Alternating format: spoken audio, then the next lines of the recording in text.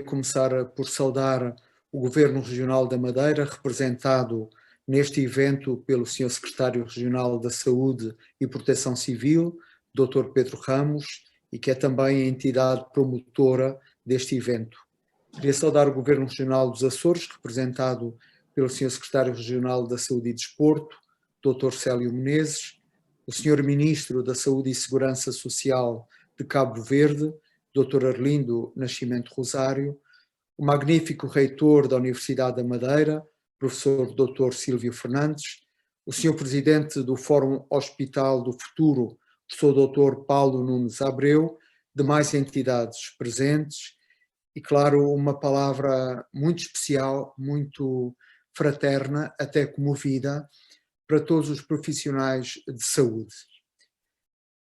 Nós temos de reconhecer que esta pandemia apanha as nossas sociedades impreparadas. E não falo simplesmente ou sobretudo do ponto de vista sanitário, falo do ponto de vista da nossa experiência e daquilo que a nossa memória pode extrair em nosso socorro.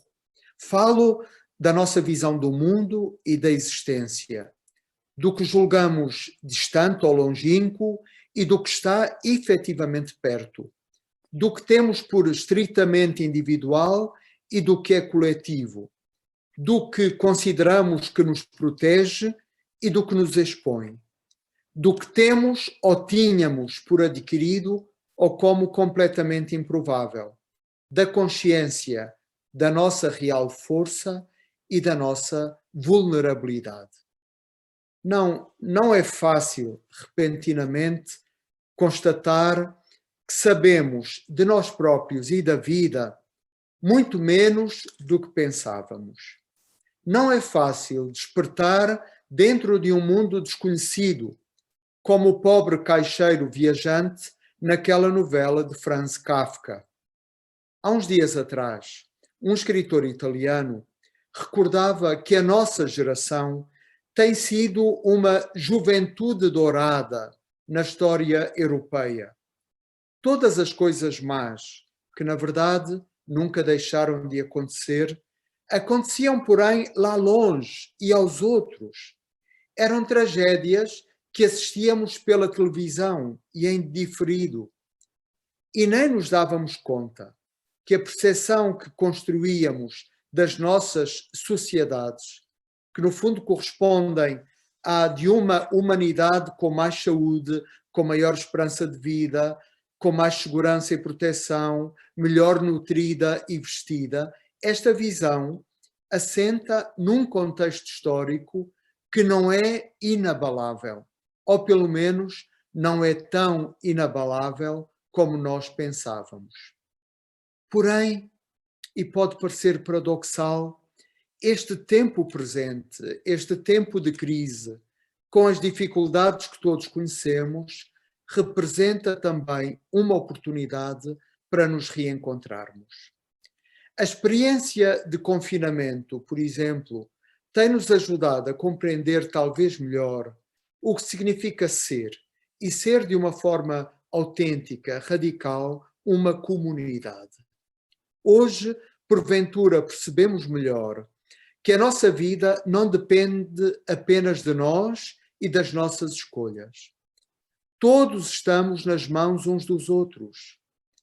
Todos experimentamos como é vital esta interdependência, esta trama feita de reconhecimento e de dom, de respeito e solidariedade, de autonomia, de serviço e de relação. Todos esperam uns dos outros e estimulam-se positivamente a que façam a sua parte. Todos contam.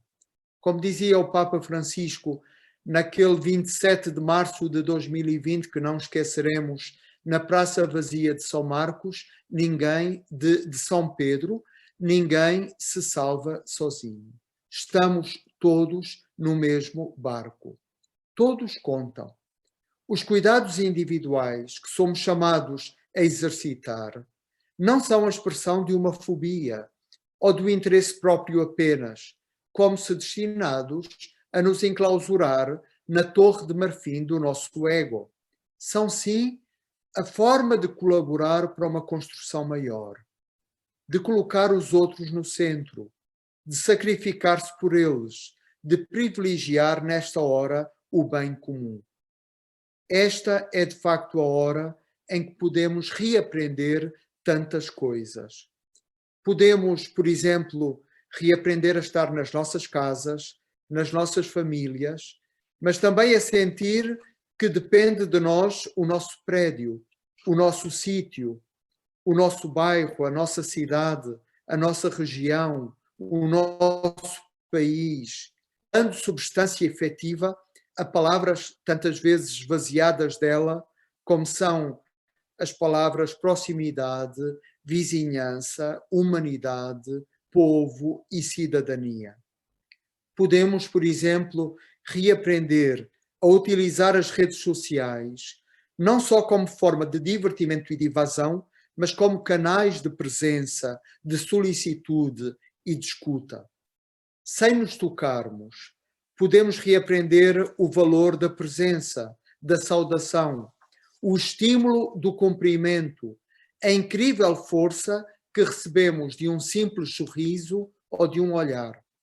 Sem que os nossos braços se estendam na direção uns dos outros, podemos nos abraçar afetuosamente, como já o fazíamos, ou de um modo mais intenso ainda, transmitindo nesses abraços reinventados o encorajamento, a hospitalidade, a certeza de que ninguém será deixado só. Sem nos conhecermos, podemos finalmente reaprender a não votar ninguém à indiferença ou a não tratar os nossos semelhantes como desconhecidos. Nenhum ser humano nos é desconhecido, pois sabemos por nós próprios o que é um ser humano. O que é esse pulsar de medo e de desejo, essa mistura de escassez e de prodigalidade, esse mapa que cruza o pó da terra com o pó das estrelas.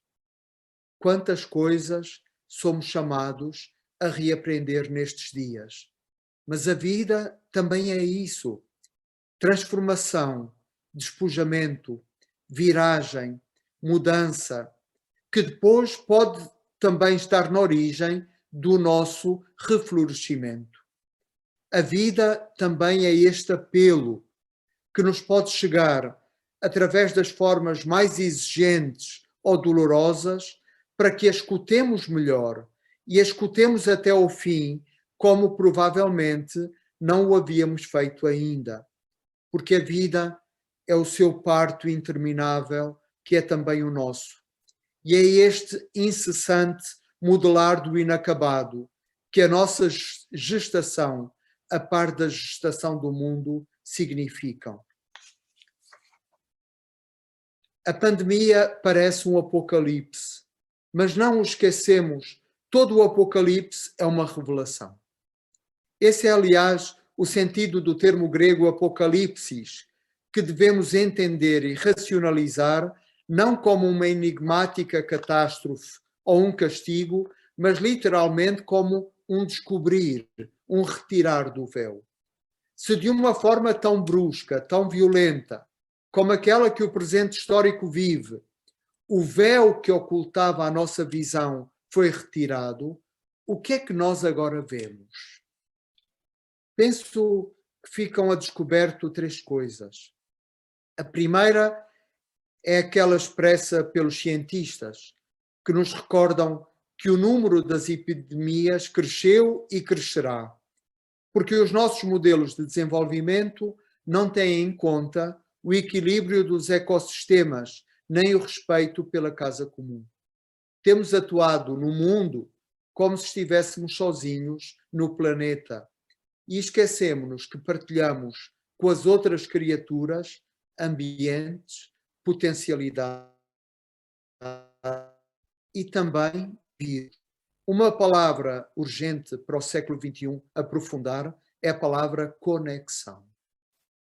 A segunda coisa é que os nossos estilos de vida, no contexto deste mundo globalizado, precisam de conversão. Construímos sociedades movidas pelo dogma do utilitarismo, que operam sobretudo como mercados massificados e exibem um desinvestimento dramático no humano. A corrida que nos impomos é produzir mais para consumir mais, e com isto desaprendemos o essencial da vida. Esta pandemia ajuda-nos a compreender que precisamos de uma nova sabedoria, de modelos mais integrativos, de visões capazes de dialogar com a inteireza da pessoa humana nas suas diversas dimensões. Nestes longos meses, por exemplo, o heróico empenho dos profissionais de saúde, o exemplo do seu sentido de responsabilidade, de dedicação e sacrifício inspiram o arranque de um tempo novo. Embora não possamos esquecer aquilo que o romancista Albert Camus escreveu no seu romance A Peste. O bacilo da peste pode chegar e ir embora sem que o coração do homem se modifique. E esse seria o verdadeiro desperdício, se nem uma pandemia nos ajudasse a mudar individualmente, porque as grandes mudanças são, antes de tudo, mudanças pessoais, mas também coletivamente não nos ajudasse a mudar a nossa visão, o nosso coração. A terceira coisa é que não nos chega a agir por medo. Este não pode ser apenas o triunfo do medo, o triunfo da incerteza, do terror do que pode acontecer. Este é o tempo para semear. Este é o tempo para relançar a nossa aliança com a vida. E por isso precisamos todos de nos unir e de nos fortalecer para desenvolver apostas de confiança na vida, neste dom incalculável que a vida significa. E aqui é preciso recordar que no meio da emergência que nós vivemos, não podemos esquecer o testemunho humano altíssimo que nos está a ser dado por todos os cuidadores. Esses são os heróis desta história coletiva. E são milhões que, de forma anónima e com um extraordinário sentido de abnegação, continuaram a manter abertos os serviços e as fábricas, a continuar a produção alimentar e os bens indispensáveis, a vigiar pela segurança, pela saúde material e espiritual e, claro, nos hospitais, a combater por todos nós na primeira linha. E são inúmeras as histórias, aparentemente minúsculas, mas verdadeiramente gigantes, que nestes meses tão difíceis nos estiveram a ser contadas. Uma primeira história exemplar, e que foi um ícone nas primeiras semanas da pandemia, foi a história de uma imagem contada sem palavras e que mostra os bastidores de um hospital italiano, onde primeiramente se sentiu o efeito devastador da pandemia. Uma enfermeira adormecida, a fotografia era uma enfermeira adormecida com a cabeça em cima de um teclado do computador. Tem os óculos e a máscara colocados no rosto, os braços caídos ao longo do corpo sem nenhum apoio. É uma imagem comovedora no seu desamparo extremo, porque se percebe tudo. Há quantas horas aquela mulher não dormia? E que dimensão tem de ter o cansaço? Que peso tem de atingir para fazer tombar assim um corpo?